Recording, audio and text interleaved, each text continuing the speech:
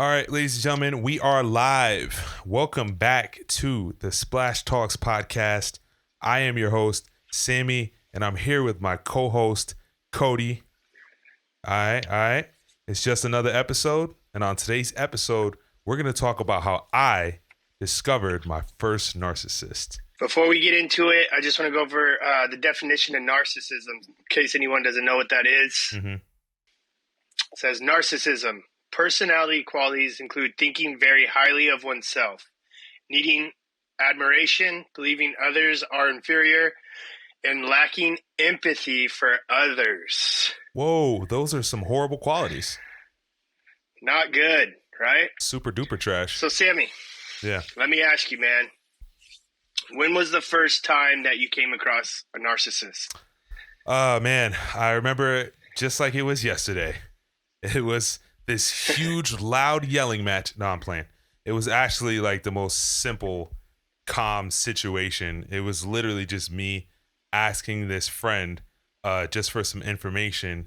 And I was like, can you teach me about this certain thing? And while teaching me and schooling me, they were like putting me down.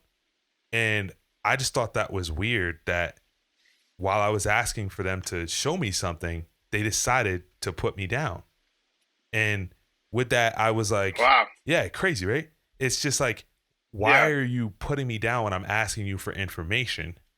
And this person had a history of that. So I was like, you know what? I'm distancing myself from this person, and I'm going to go look up, I started Googling, like, why would a person treat me like this? My Google searches were like, all right, what type of person treats me bad like this? What kind of friend treats me bad like this? And then the search results showed narcissistic friends or like narcissistic tendencies. And I was like, oh man, this is what a narcissist is? Because when I first heard of narcissists, I was like, I thought that it was just people who took selfies, people who were just doing just always thinking that they were better than everyone. Kind of like they're full of themselves almost. Yeah, basically, like I thought it was more of like an outward like look. Like it was like, oh, I like the way I look. Like, you're being narcissistic because you just like to look good. You like fashion, that's narcissistic. Or you take a lot of selfies. What did you think narcissists were when you first heard of them? Yeah, I like similar to that. Like, like full of themselves or like, cared about what other people thought, a lot. Their image was like, a lot, which is funny because that's part of it. But I never really looked into it, man, until like last year I came across someone and I just knew something was off. I couldn't put my hand on it, but I was like, I got good discernment of people. Yeah. And I just was like, man, something ain't right. You know what I mean? And I just kind of like, we dealt with that situation, but I didn't really like go into the whole like what is a narcissist thing because I was like, me personally in my life, if I see someone's characters off, I'm like, no, I'm good. Yeah. Like I'm all about building new friendships and stuff, but at the same time, like I want people around me, like surrounding me that are like, lifting you up. And a big thing with narcs is like they really put you down and cut you to make them, look like they're better or they make you feel used. Like you feel like you're just literally an accessory. Bro, that was the one. Is when I start feeling used all the time. I was like, nah, bro, like me and you, we're always talking. We're always like I have the capacity to hear what you're going through and like, help guide you through it and give you like advice on what I think. And then like vice versa, you know what I mean? But like with narcissists, it's like them, only what like, and then you try to talk to them about something and then it's like, oh, well, just go do this, fix it like this. And then it's like done. Yeah. They it's literally like, bro, can't like, sit with you while you're going through problems. Like they'll act sorry or like they care, but it's always surface. Like they'll get you a gift when you're sick. But the moment you start telling them details, they're kind of like, oh, this is too much. I wasn't caring about this. Just like you said, just fix it. Oh yeah, just do this. They just want you to be done with the complaining because they like to. Like they have like such a simple solution. Yeah. Like it's like, oh, just do this.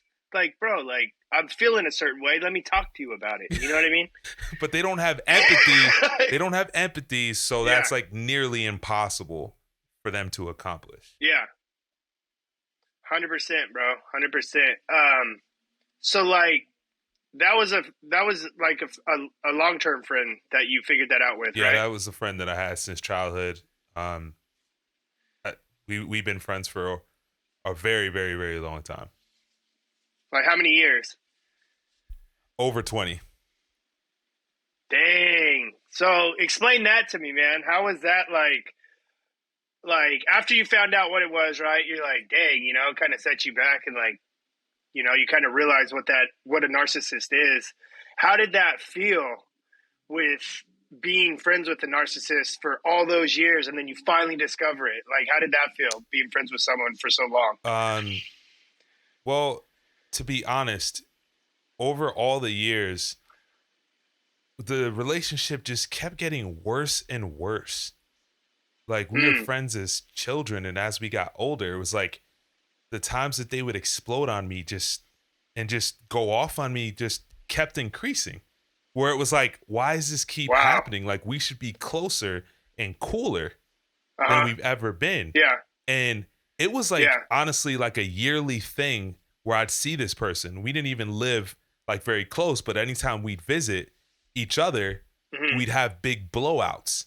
And in these big blowouts, I would just be like, what is happening? Like we should be close. And I would tell my family about like the arguments we'd have, and they'd be like, that's not a friend.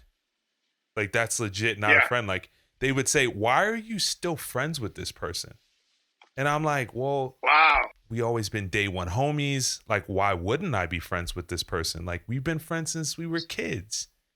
So that right there, that's funny you mentioned that because that right there kept them in your life for so much longer than they should have, right?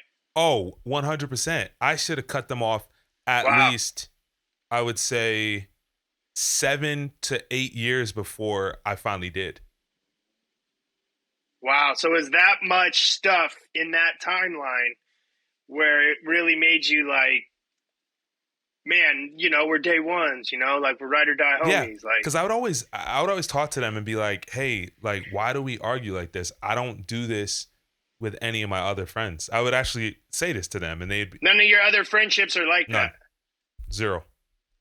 And with this person, I would check them and be like, hey, just so you know, I don't argue with any of my other friends like this. So anyone else, and they'd always like be like, this? well, bro, we're day one friends, so you know, this is just how and it is. they'd always bring it back to that, right? They'd always bring it back to that. Like we're you know, we've been rocking for how long, dog? You know? Like, come on, man. That's so funny, bro, because like just with events this year with like one of my friends of like, man, like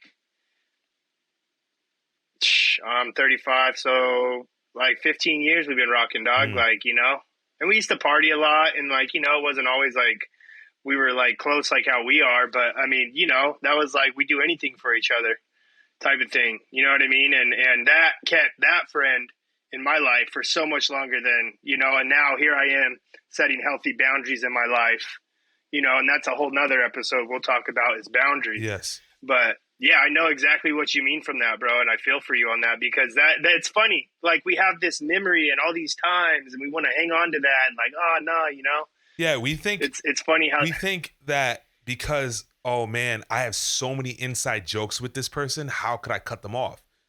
For these things that I find funny from back in the day, like they're the only person that would find that funny. So I can't cut them off because I always want to be able to tap back in to that one part of my life. You know, back then. Yeah. You can't do that.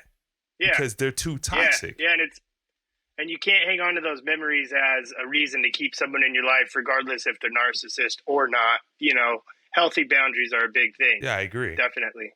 Can you give me some common like characteristics of like what you have in mind for like what you've seen with a narcissist? Yeah. There's a lot, and they're all bad. Yeah. Yeah. They're all like horrible traits, just so you know. We could be here for a couple hours if we went really deep on it, right? Yeah, we literally could be here for a long time. Let's run through them. They are the most important. They have to be in control. One thing about them, this is one of the ones I really hate, is you never know what you're gonna get. Meaning, wow, you have to like walking on eggshells. You have to walk around on eggshells. Basically, every time you see them, they're a different person.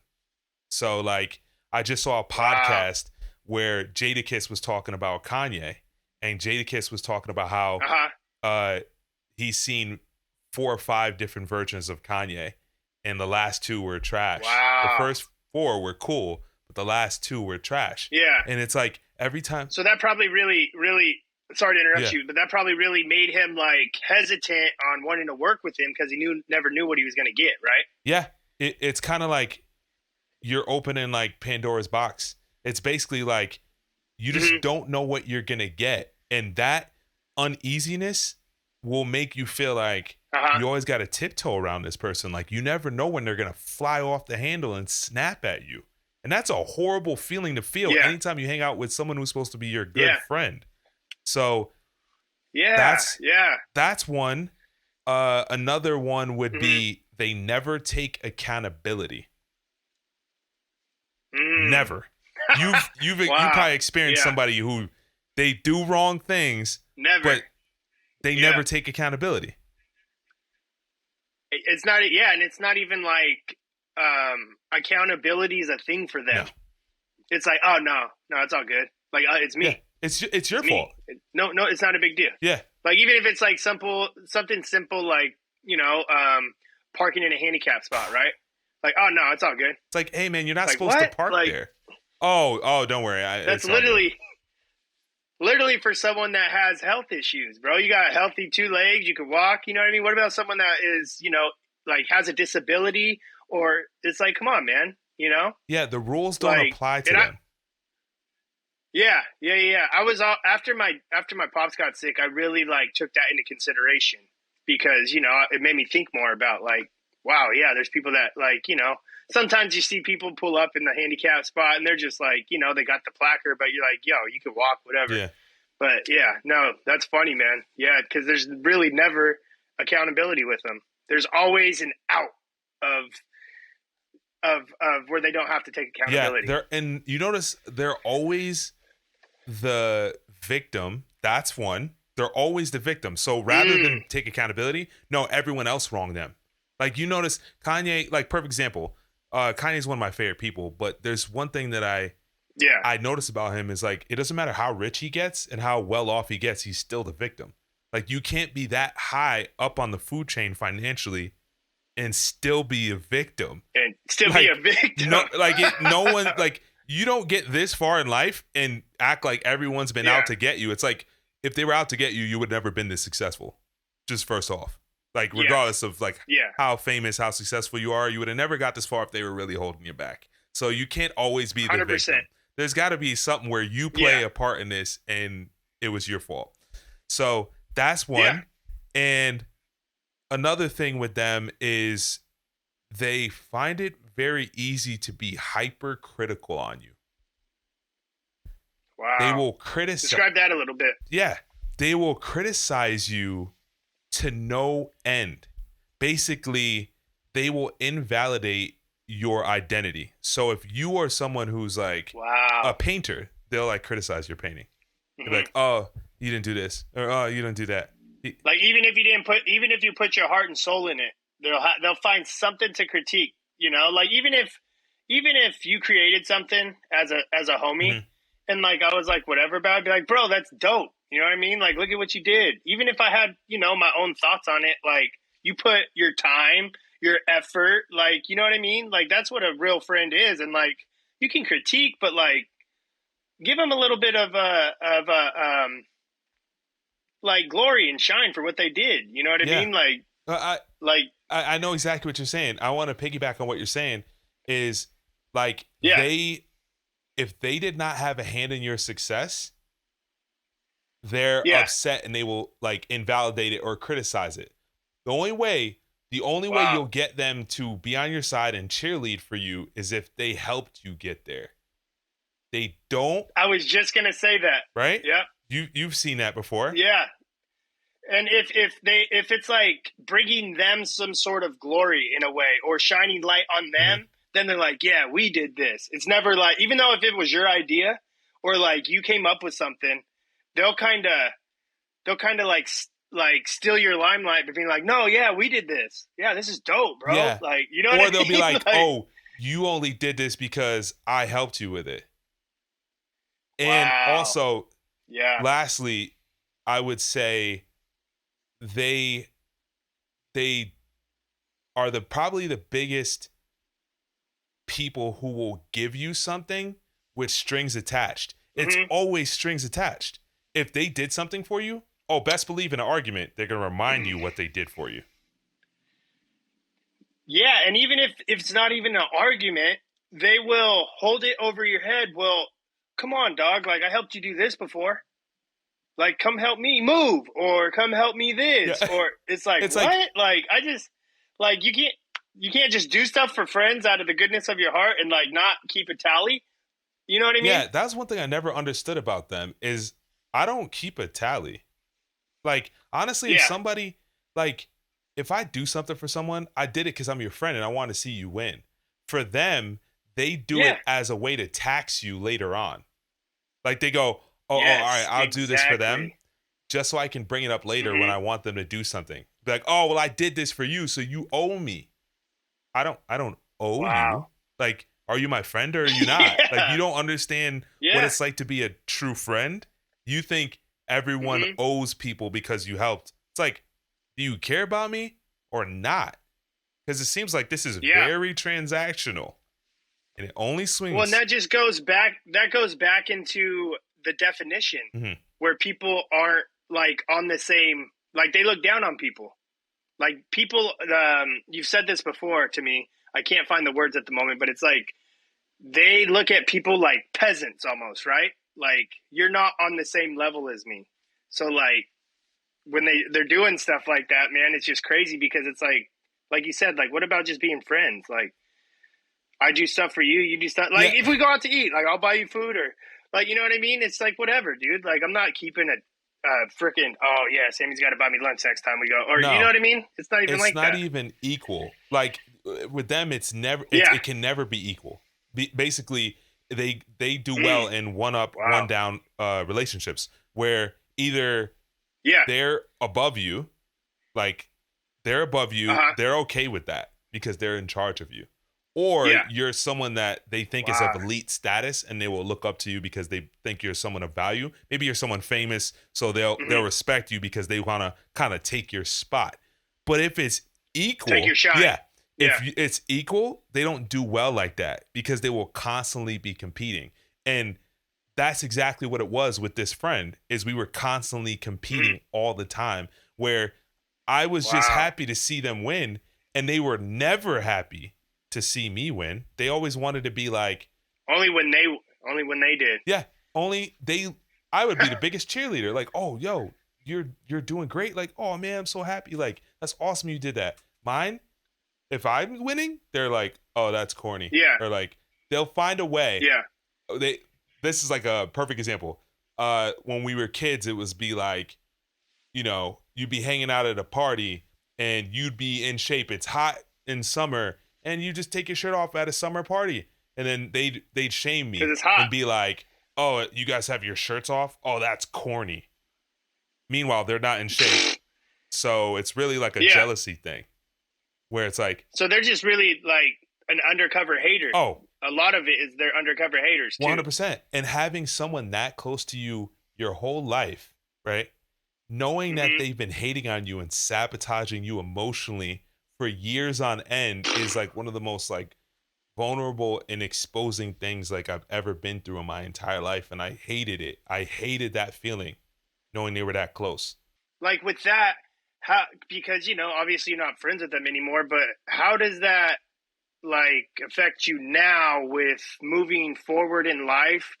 How does that affect you with having new people come into your life or making new friends? I'm much more selective and dealing with narcissists as friends and in other types of relationship, coworkers and stuff like that along the years.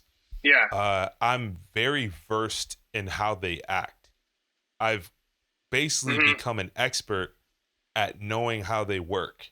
So I'm very against anyone who has a huge ego.